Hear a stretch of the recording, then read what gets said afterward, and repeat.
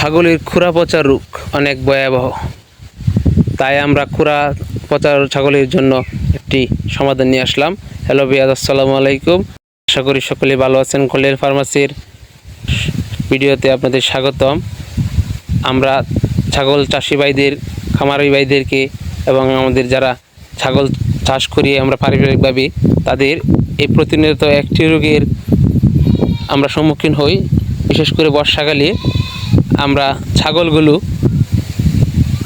খুরা পচা দেখা দেয় বা ছাগলের পায়ে খুরা পচা রোগ দেখা দেয়। এজন্য আমরা ছাগলগুলোকে অবশ্যই অনেক রকমের ট্রিটমেন্ট দিয়ে থাকবো বা কী কী। আর হ্যাঁ, খামারি ভাইয়েরা, আপনারা জানেন আমার আরেকটি ভিডিও আপনাদের দেওয়া হয়েছিল অনেক দিন আগে, সেই ভিডিওটি দেখে আসবেন।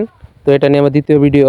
আপনারা অবশ্যই ছাগলের জন্য আপনারা যে কাজটি করবেন, প্রথমে আপনারা এটা শনাক্ত করবেন যে এটা কি আপনার ছাগলের খুরা পচা রোগ নাকি। তারপর এটা আবার দ্বিতীয়ত আপনি দেখবেন আপনার পায়ে কোনো কীড়া বা এরকম কোনো পোকা হয়েছে কিনা, এই পোকাগুলো সাফ করে পরিষ্কার করবেন। তারপরে আপনার 3 নম্বরে হচ্ছে আপনার এটাকে সুন্দর করে ব্যান্ডেজ করবেন বা বিভিন্ন টিকা দিবেন।